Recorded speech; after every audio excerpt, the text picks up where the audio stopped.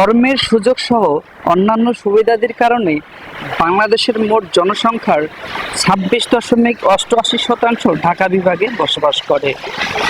ঈদে ঠিক কত সংখ্যক মানুষ ঢাকা ছাড়েন তার সঠিক কোনো পরিসংখ্যান নেই। তবে কমপক্ষে অর্ধেক নগরবাসী যে ঢাকা ছেড়ে গ্রামের বাড়িতে চলে যান সে বিষয়ে কোনো সন্দেহ নেই। এক হিসাবে 1,70,00,000 জনসংখ্যার এই শহরে ঈদ উল ফিতর উপলক্ষে প্রায় 1,20,00,000 মানুষ ঈদের বাড়ি যান। সে হিসাবে ঈদ মৌসুমে প্রতিদিন গড়ে 30 লাখ মানুষ বাড়ি ফেরেন। প্রতিদিন ঢাকা থেকে দেশের সকল জেলায় চলাচলকারী যানবাহনের যাত্রীর ধারণ ক্ষমতা রয়েছে 22 লাখ।